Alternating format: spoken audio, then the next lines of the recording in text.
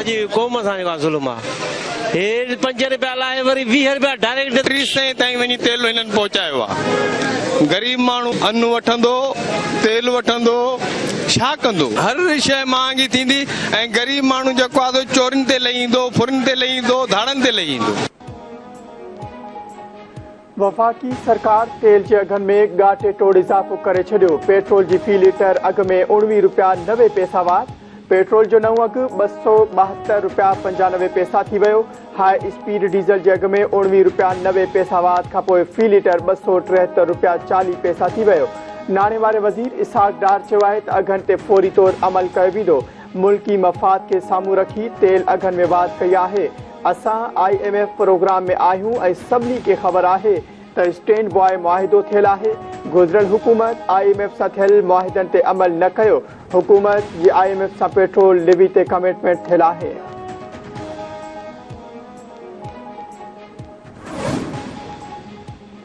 गुज़िरियल हुकूमत में करप्ट माण्हुनि जी करप्शन खे नज़रअंदाज कयो वियो। नेब बि माण्हुनि खे सियासी इंतकाम जो निशानो बणायो। पंहिंजा वसीला ऐं तवानाई अवाम जे फलाह ऐं बहबूद लाइ इस्तेमालु करणु घुर्जनि। गुज़िरियल 75 सालनि दौरान पंहिंजी क़ीमती वसीलनि ते ध्यानु न ॾिनो वियो। वज़ीर आज़म शहबाज शरीफ़ जो इस्लामाबाद में पाकिस्तान मिनरल सिमट जे इफ़्ताही तक़रीब खे ख़िताब। वज़ीर आज़म शहबाज शरीफ़ चयो त थरकोल दुनिया में कोयले जे वॾनि मंसूबनि मां हिकु आहे जिते कोयले जा वॾा ज़ख़ीरा मौजूदु आहिनि। वसीला इस्तेमालु करे अवाम लाइ ख़ुशहाली आणींदासीं। तक़रीब में army chief general Asim Munir, वफ़ाक़ी वज़ीर ऐं वॾे वज़ीर मुराद अली शाह समेत मुख़्तलिफ़ मुल्कनि जा नुमाइंदा शरीक। Army chief general Asim Munir Pakistan खे तरक्की जी राह ते गामज़न करण लाइ पुरअज़्म। जनरल आसिम मुनीर चयो आहे त तरक्की ज़रिए पाकिस्तान खे अॻिते वठी वञणु चाहियूं था।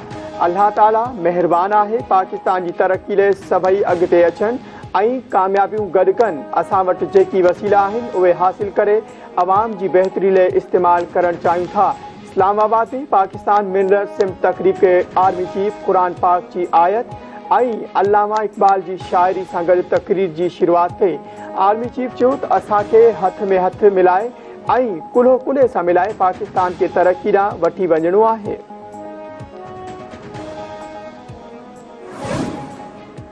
सुप्रीम कोर्ट में चीफ जस्टिस जी सरबराही में 6 रुकनी बेंच पारां सिविलियंस जी फ़ौजी अदालतुनि में ट्रायल ख़िलाफ़ दरख़्वास्तुनि ते ॿुधणी। अदालत फुल कोर्ट जे मामले ते फ़ैसिलो महफ़ूज़ करे वरितो। चीफ जस्टिस रिमास्ट्रीनाथ फ़िलहाल इन मामले ते मुशावरत कई वेंदी। मुशावरत मुकमल थियण वक़्तु फ़ैसिलो जारी कयो वेंदो। अटॉर्नी जनरल पारां फ़ौजी तहवील हेठि 102 माण्हुनि जे नालनि जी फ़हरिस्त अदालत में पेश। चीफ जस्टिस सवाल कयो त छा अव्हां फुल कोर्ट जोड़ण वारी दरख़्वास्त ॾिठी आहे? अटॉर्नी जनरल चयो त दरख़्वास्त ॾिठी आहे पर पहिरीं गिरफ़्तार माण्हुनि जी फ़हरिस्त अदालत आॾो रखणु चाहियां थो। 9 मई ते जेकी मछरियल माण्हू जमा थिया उन्हनि जा फुटेजिस बि साम्हूं आया। चीफ जस्टिस सवाल कयो त छा गिरफ़्तार 102 माण्हुनि जो फ़ौजी ट्रायल कयो वेंदो? अटॉर्नी जनरल चयो त सबूतनि जी बुनियाद ते माण्हुनि खे हिरासत में वरितो वियो। समूरा सबूत अदालत आॾो पेश कया वेंदा।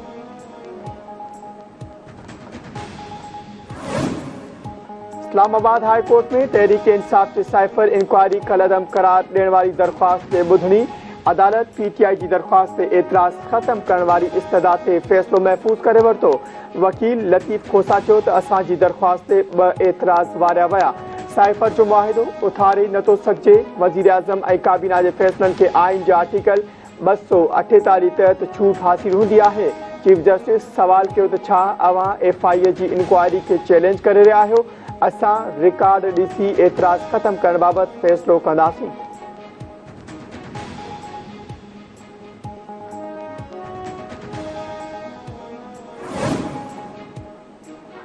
PTI चेयरमैन जे करे मुल्क तबाही जे किनारे ते पहुतो। शहीद राणी चयो हो त दुनिया थर खे कोयले सबबु सुञाणे थी। थर कोल मां ठहंदड़ बिजली मां पूरे मुल्क खे फ़ाइदो थी रहियो आहे।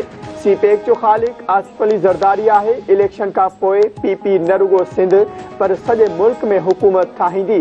कराची में प्रेस कॉन्फ्रेंस कंदे शर्जील इनाम मेमर चयो त सिंध हुकूमत अवाम जी सहूलियत लाइ नई बस सर्विस शुरू कई आहे। बोर्ड मुतासिरनि खे घर ठाहे ॾेई रहिया आहियूं। सिंध हुकूमत दुनिया जो सभ खां वॾो हाउसिंग प्रोजेक्ट शुरू कयो।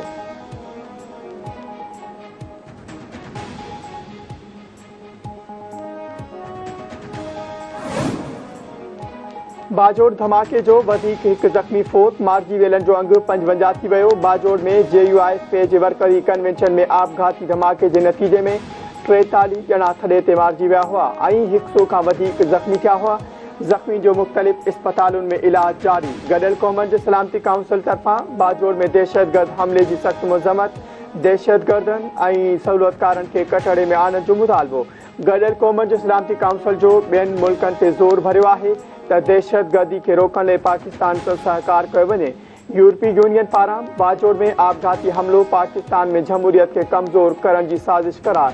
सऊदी परली वज़ारत पारां बाजोड़ में JUIFA जे वर्कर कन्वेंशन में धमाके की मज़म्मत।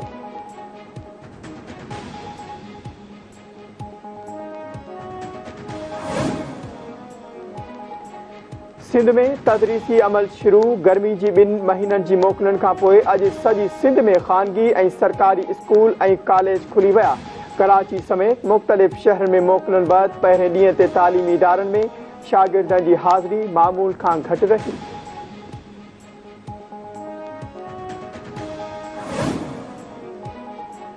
सिंधु दरिया में गुडू ऐं सखर बैराज वटि विचोले ॿोॾ बरक़रार।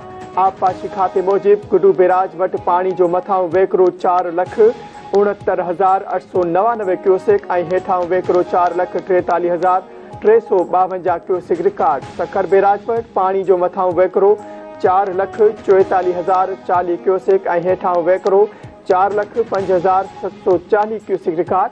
कोटड़ी बैराज वटि पाणी जो मथां वेकिरो 1,81,956 क्यूसेक ऐं हेठां वेकिरो 1,44,871 क्यूसेक रिकॉर्ड कयो वियो।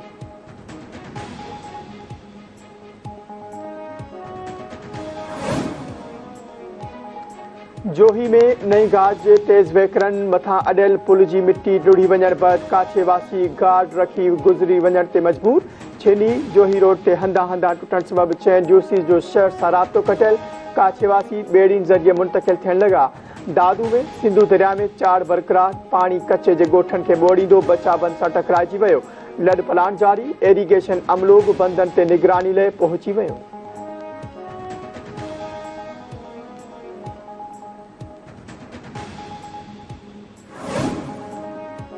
काजी अहमद में हथियारबंदनि जी फायरिंग में 1 ॼणो मारिजी वियो। चनेसर स्टाफ ते अणॼातल हथियारबंदनि फायरिंग करे ज़ुल्फ़कार खोसो खे क़त्ल करे छॾियो।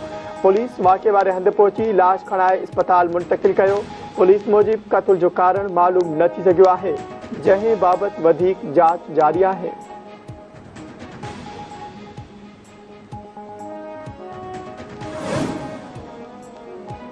ऐं उमरकोट में चिंची रिक्शा ऐं मोटरसाइकिल में टक्कर 2 ॼणा फोत, 2 ॼणा ज़ख़्मी। खर फिलोर मिल वटि हादसे में ॻोठ अहमद नोड़ीवासी हयात पिताफी ऐं ॻोठ हवेली वासी नीगर मोहित समेत जो फोत। लाश ज़ख़्मी अस्पताल मुंतक़िल। जाम शोरो इंडस हाईवे ते तेज़ रफ़्तार मज़दा हादसे जो शिकार। मानसरा वासी नौजवान शेरी फोत ऐं सईद मोहम्मद ज़ख़्मी।